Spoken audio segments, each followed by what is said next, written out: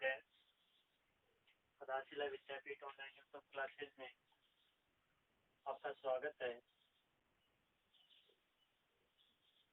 आज हम क्लास 10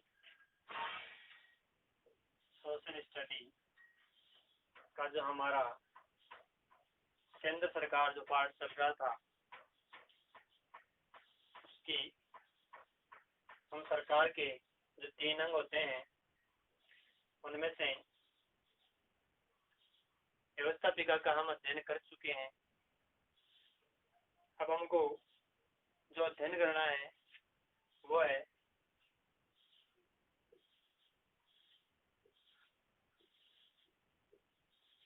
कार्यपालिका का। व्यवस्थापिका में जो हमने अध्ययन किया है वो हमने किया लोकसभा और राज्यसभा का। हालांकि व्यवस्थापिका में राष्ट्रपति भी होते हैं जो कि संघीय कार्यपालिका के प्रमुख अंग होते हैं। हम उस राष्ट्रपति महोदय को व्यवस्थापिका और कार्यपालिका दोनों में होने की वजह से हम उन्हें कार्यपालिका में पढ़ने वाले हैं। तो हमारा टॉपिक रहेगा राष्ट्रपति। भारतीय संविधान का अनुच्छेद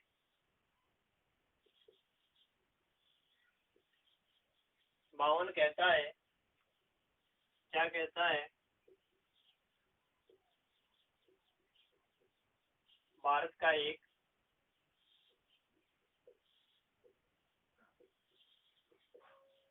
राष्ट्रपति होगा।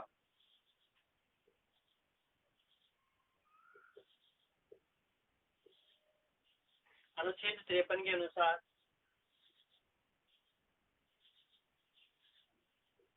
दोनों अनुच्छेद बड़े महत्वपूर्ण हैं। संघ की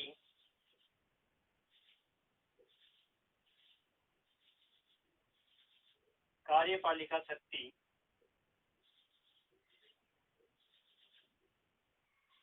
राष्ट्रपति में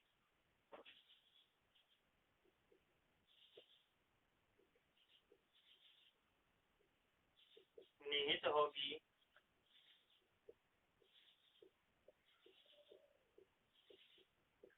जिसका प्रयोग वह स्वयं या अपने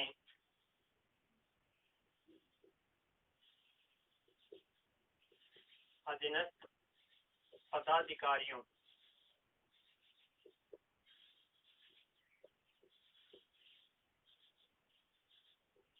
के माध्यम से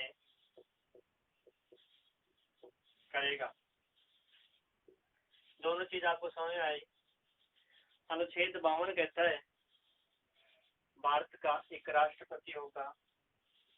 अनुच्छेद 53 संघ की कार्यपालिका शक्ति राष्ट्रपति में निहित होगी, जिसका प्रयोग वह स्वयं या अपने अधीनस्थ पदाधिकारियों के माध्यम से करेगा। अब हम देखें तो जो कार्यपालिका जो अंग है उसमें कौन कौन शामिल होते हैं। तो उसमें शामिल होते हैं राष्ट्रपति,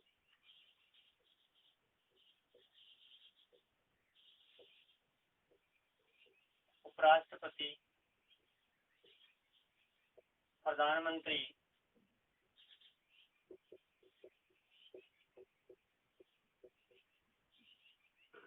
मंत्री परिषद व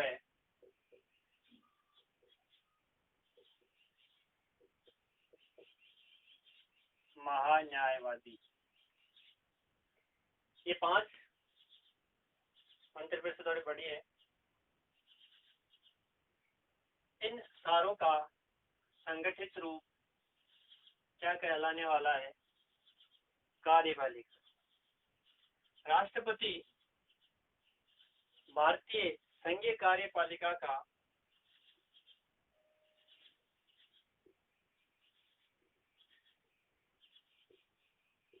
औपचारिक प्रदान है या नाम मात्र का प्रदान है या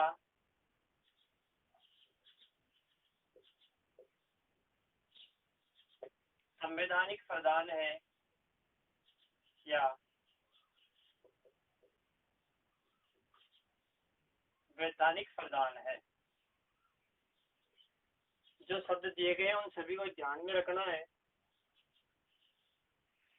कि राष्ट्रपति संघीय कार्यपालिका का नाम मात्र का प्रदान है, औपचारिक प्रदान है, संवैधानिक प्रदान है तथा वैधानिक प्रदान है।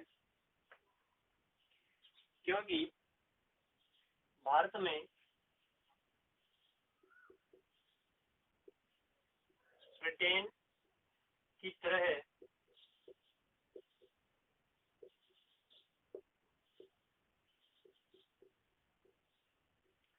संसदात्मक शासन व्यवस्था को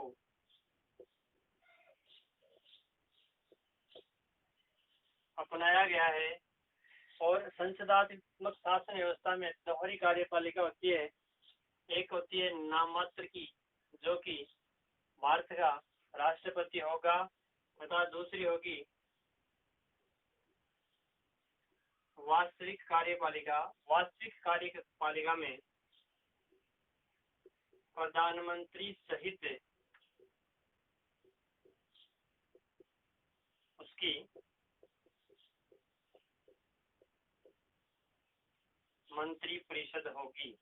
ध्यान रखना है, वास्तविक जो कार्यपालिका है, वास्तविक कार्यपालिका प्रधानमंत्री सहित उसकी मंत्री परिषद है, न कि प्रधानमंत्री। बहुत बार कंफ्यूजन यहाँ पे, जब आप बड़े कंपटीशन देने जाते हैं तो वहाँ पे आपसे पूछ लिया जाता है कि वास्तविक प्रधान कौन है। प्रधानमंत्री अकेले नहीं होता है, उसकी मंत्री परिषद उसमें शामिल होती है। इस प्रकार भारत के राष्ट्रपति की जो स्थिति है वह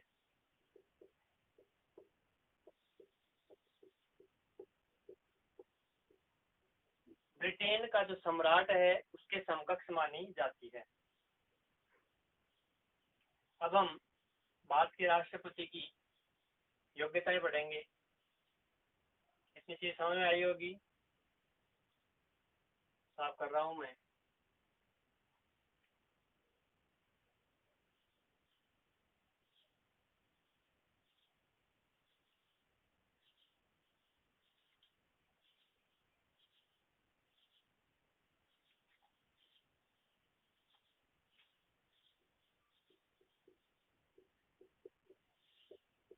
राष्ट्रपति की योग्यताएं, क्या क्या योग्यताएं होती है भारत में राष्ट्रपति बनने के लिए?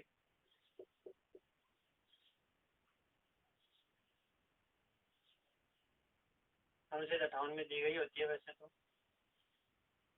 पहली है वह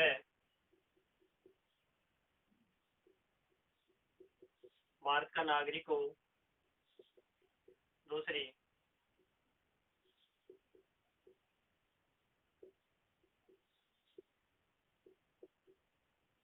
उसकी न्यूनतम आयु 35 वर्ष हो। यह आयु का बहुत स्टूडेंटों के कंफ्यूजन रहता है। एक जगह लिखे लोकसभा के लिए न्यूनतम आयु 25 वर्ष है, राज्यसभा के लिए न्यूनतम आयु 30 वर्ष है, राष्ट्रपति और उपराष्ट्रपति के लिए 35 वर्ष है। जो स्थानीय संस्था है, हमारे को ये सरपंच बनना चाहता है, उसकी 21 वर्ष है। तो आपको इन न्यूनतम आयु का विशेष तौर से ध्यान रखना चाहिए। तीसरी जो योग्यता है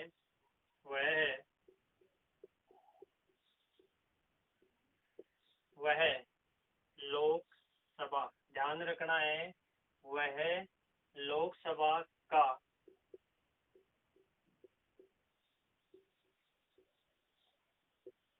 सदस्य बनने की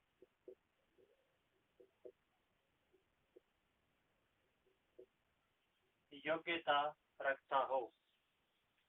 बस भारतीय संविधान में राष्ट्रपति महोदय के लिए सिर्फ 3 ही योग्यताएं बताई गई है। इसके अलावा चौथी कोई योग्यता नहीं है।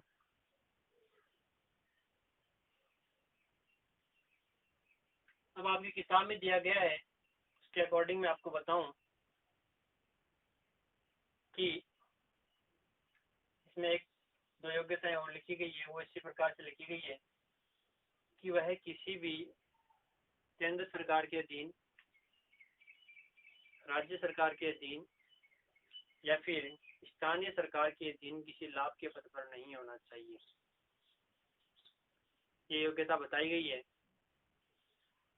और जब आपने लोकसभा के सदस्यों की योग्यताएं आपने पढ़ी है, उसमें आपने अच्छी तरह से पढ़ा होगा लोकसभा का सदस्य बनने के लिए 25 वर्ष न्यूनतम आयु होने से भारत का नागरिक होना चाहिए, किसी लाभ के पद पर नहीं होना चाहिए तथा पागल या दिवालिया नहीं होना चाहिए।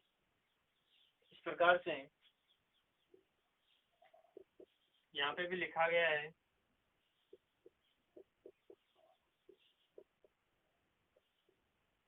बाकी योग्यताएं संसद समय समय पर निर्धारित करेगी। यानी जो जो आवश्यकता होगी उसमें आवश्यक परिवर्तन करके योग्यताओं का निर्धारण किया जाएगा। ये बात आपको विशेष तौर से ध्यान रखनी है, नोट लिख लेना भले ही। भारत का राष्ट्रपति, पूरी लिखवा देता हूं मैं,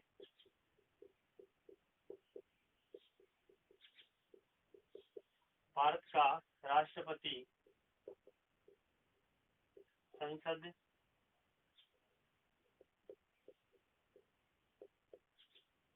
या किसी भी राज्य सरकार के विधानमंडल का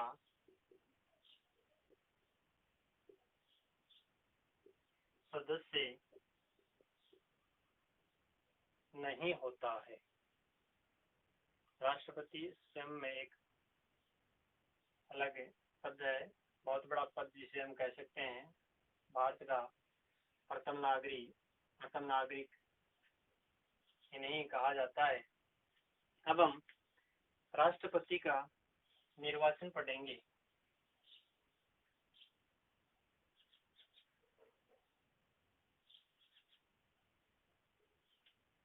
कि राष्ट्रपति का निर्वाचन कौन कौन करता है, किस प्रकार से होता है।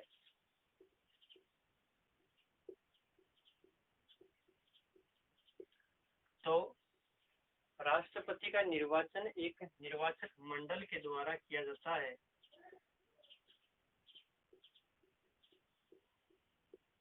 और उस निर्वाचक मंडल में जो शामिल होते हैं वे होते हैं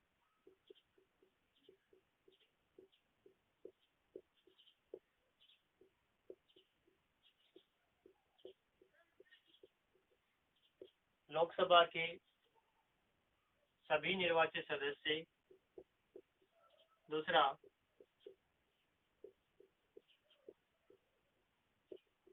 राज्यसभा के सभी निर्वाचित सदस्य, तीसरा है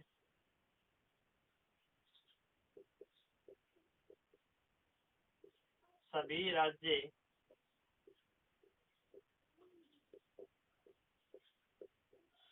विधानसभाओं के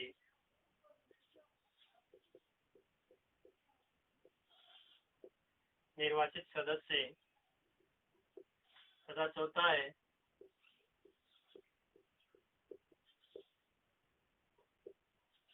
सत्रहवें संविधान संशोधन 1992 के तहत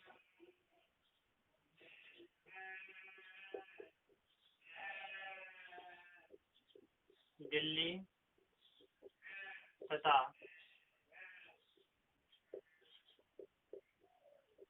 पुदुचेरी संघ शासित प्रदेशों में सिर्फ दो को ही राष्ट्रपति के निर्वाचक मंडल का हिस्सा माना गया है, दिल्ली तथा पांडिचेरी दो को।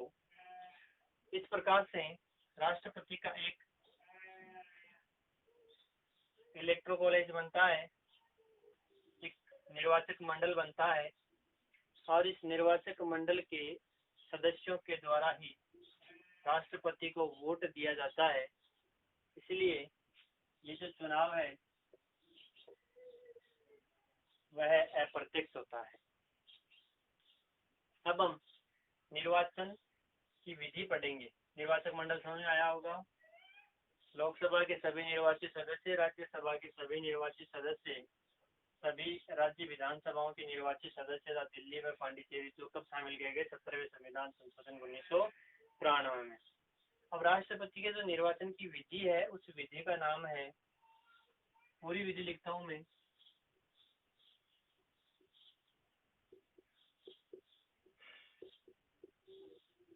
एकल संक्रमणीय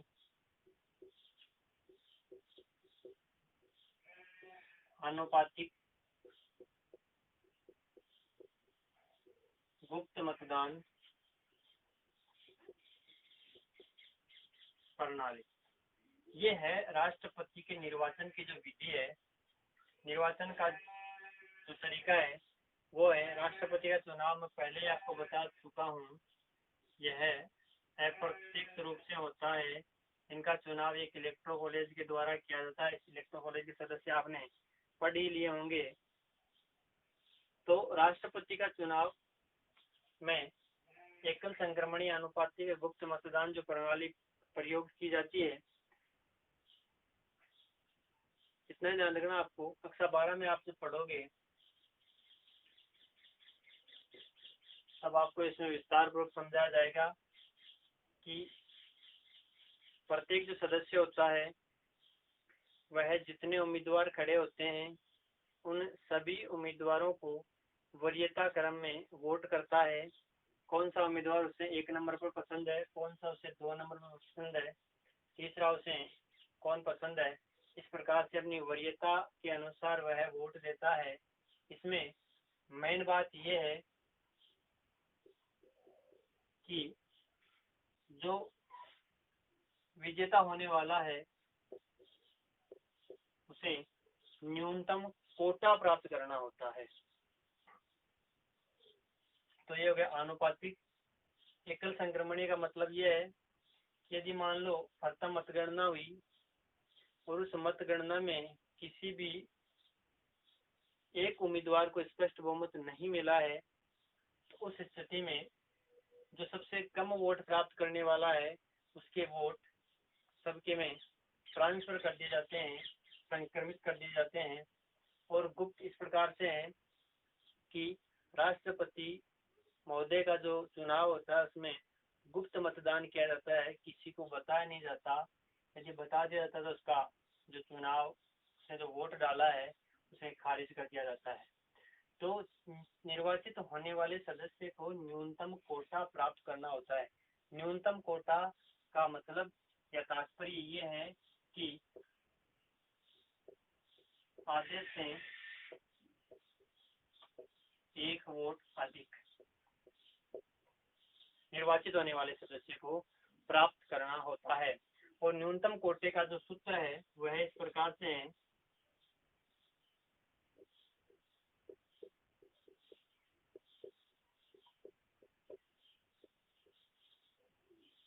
दिए गए कुल वैध मतों की संख्या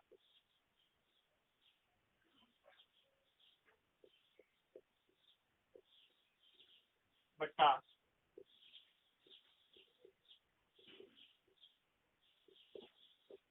निर्वाचित होने वाले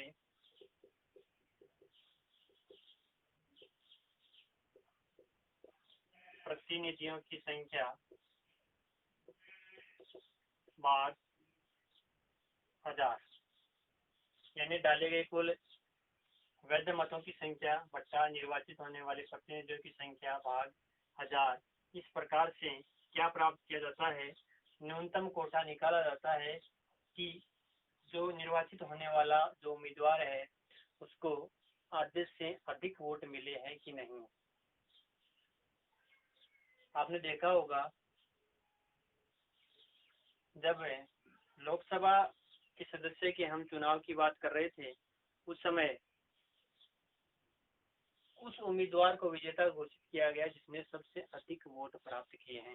मान लो 10, 15, 5, 7 जितने भी उम्मीदवार खड़े हैं उनमें से सबसे ज्यादा जिसने वोट प्राप्त किए हैं उसी को विजेता माना गया है। इसमें ऐसा नहीं है। राष्ट्रपति के चुनाव में प्रत्येक जो निर्वाचित होने वाला उम्मीदवार है उसको निश्चित कोटा यहाँ पे प्राप्त करना होता है। अब यहाँ पे निर्वाचन हो गया, अब राष्ट्रपति को पदच्युत यानी हटाएंगे वापस हम। किस प्रकार से हटाया जाता है,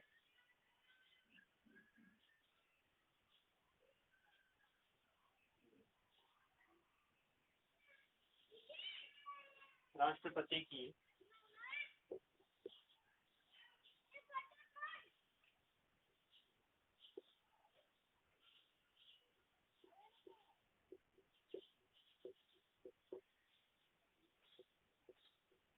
राष्ट्रपति को हटाने की जो प्रक्रिया है उसका नाम है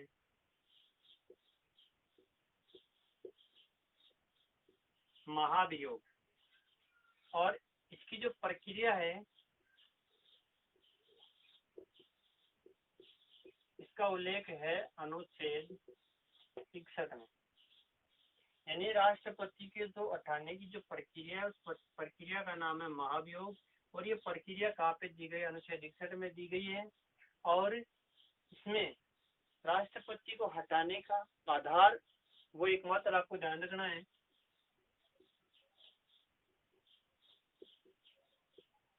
संविधान का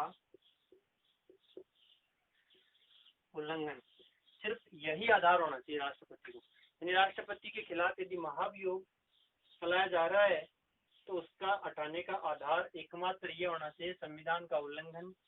प्रक्रिया अनुच्छेद 61 में दी गई है। 56 में जो कार्यकाल दिया गया, अनुच्छेद 56 में जो कार्यकाल दिया गया है उसमें भी ये बताया गया है कि राष्ट्रपति को महाभियोग की प्रक्रिया के माध्यम से हटाया जाएगा। राष्ट्रपति का कार्यकाल 5 वर्ष होता है। 5 वर्ष से पूर्व संसद, मैं यहाँ पे संसद लिख रहा हूँ, यानी संसद के किसी भी सदन यानी लोकसभा या राज्यसभा में दोनों में से किसी भी सदन में राष्ट्रपति के खिलाफ महाभियोग लाया जा सकता है राष्ट्रपति के खिलाफ संसद में। और वो आधार आपके सामने है। तो संसद के किसी भी सदन में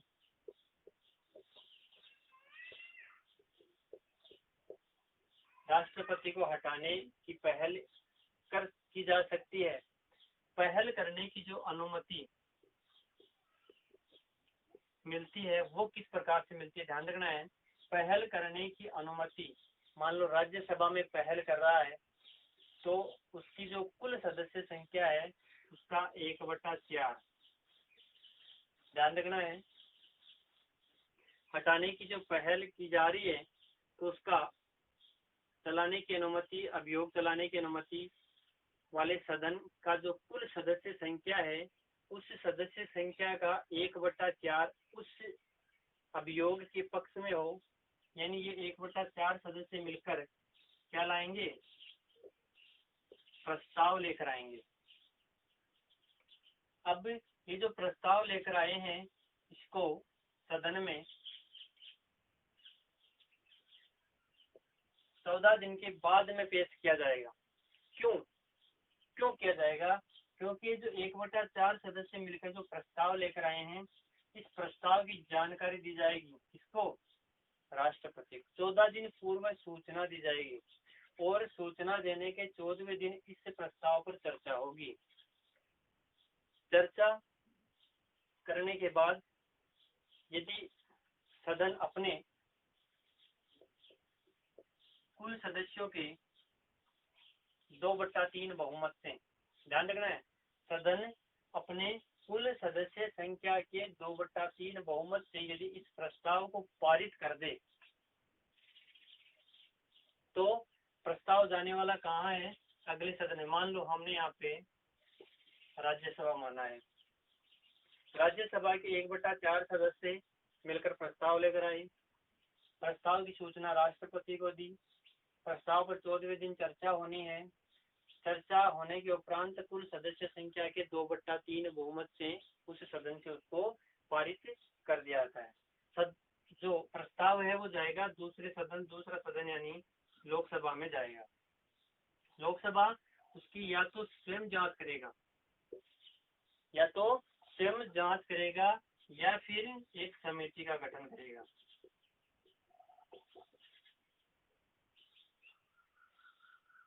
समिति के गठन या फिर खुद की जांच में यदि पाया गया कि राष्ट्रपति पर लगाया गया जो आरोप है वो आरोप एकदम सही है और इस आधार पर अपनी जो कुल सदस्य संख्या है उसके 2/3 बहुमत से वह भी इस आशय में या इस संबंध में प्रस्ताव को स्वीकार कर ले, तो स्वीकार करने की तारीख से राष्ट्रपति का जो पद है वो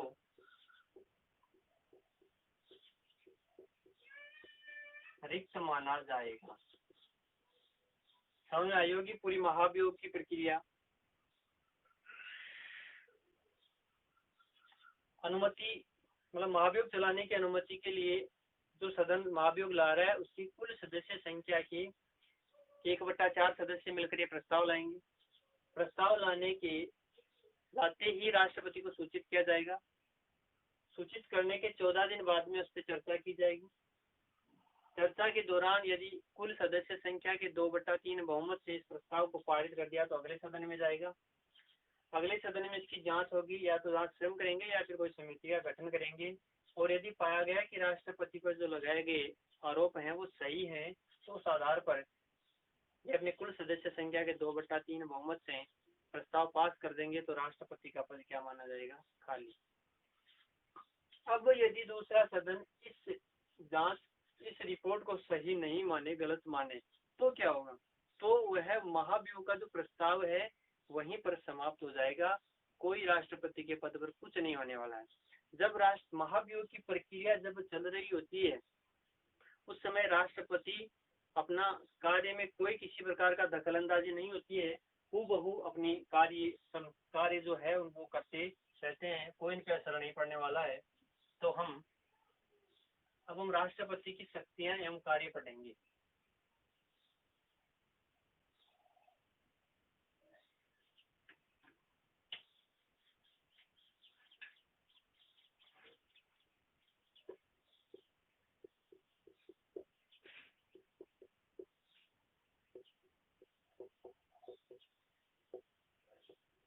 राष्ट्रपति की शक्तियां और कार्य। राष्ट्रपति की शक्तियों को 2 भागों में बांटा गया है।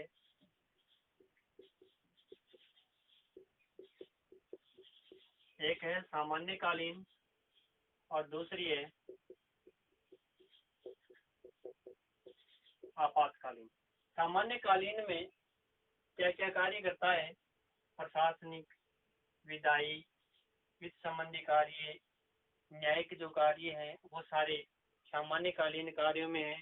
आपातकाल की स्थिति में राष्ट्रपति क्या क्या कार्य करने वाले हैं इनका हम अलग अलग ध्यान रखेंगे, अलग अलग पढ़ेंगे इनको हम। तो आपको ध्यान रखना है राष्ट्रपति की शक्तियों को 2 भागों में विभाजित किया गया है, सामान्यकालीन शक्तियां और आपातकालीन शक्तियां।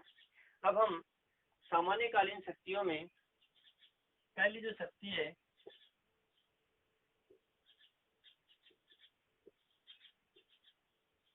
कार्यपालिका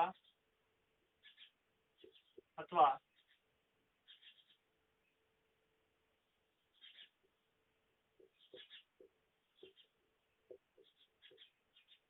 प्रशासनिक शक्ति। यानी कार्यपालिका से संबंधित राष्ट्रपति क्या काम करता है? आपने जब राष्ट्रपति टॉपिक स्टार्ट किया उस समय आपने देखा होगा मैंने एक अनुच्छेद लिखा था और वो अनुच्छेद था 53। सेम हूबहू वो का वही उतारना है कोई फेरबदल नहीं करना है।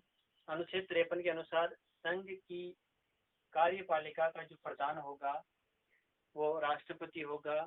राष्ट्रपति अपना कार्य या तो स्वयं या अपने अधीनस्थ पदाधिकारियों के माध्यम से करेगा। इस बात को हूबहू लिखना है तथा इस प्रकार जो कार्यपालिका के जो समस्त कार्य हैं वो किसके नाम से होंगे?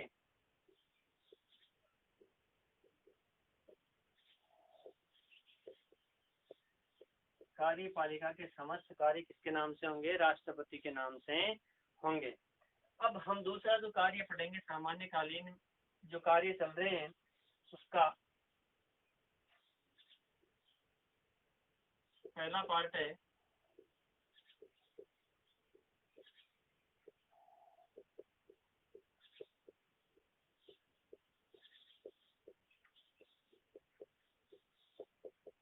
राष्ट्रपति कुछ पदाधिकारियों की नियुक्ति करेंगे। राष्ट्रपति सबसे पहले प्रधानमंत्री की नियुक्ति करते हैं, फिर प्रधानमंत्री की सलाह पर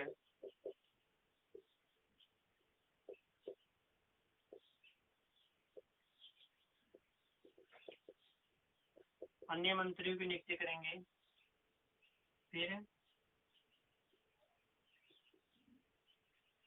महान्यायवादी की नियुक्ति भी राष्ट्रपति के द्वारा की जाती है।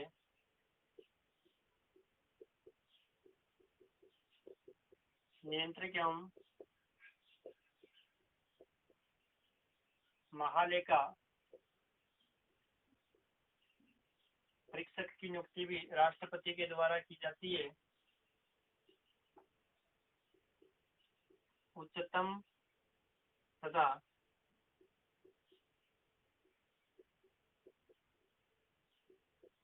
उच्च न्यायालय के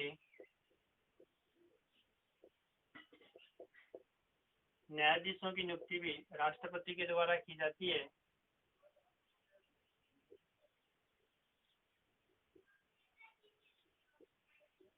संघ लोक सेवा आयोग के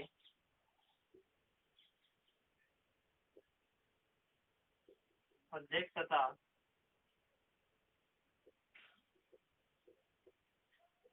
अन्य सदस्यों की नियुक्ति भी राष्ट्रपति के द्वारा की जाती है। तो बहुत महत्वपूर्ण पदाधिकारियों की नियुक्ति राष्ट्रपति के द्वारा की जाती है। आगे जो तीसरी जो शक्ति है, यानी दूसरी कार्यपालिका शक्ति में जो दूसरी शक्ति है, शासन संचालन संबंधी जो कार्य हैं वो हम अगले अध्याय में पढ़ने वाले हैं। धन्यवाद।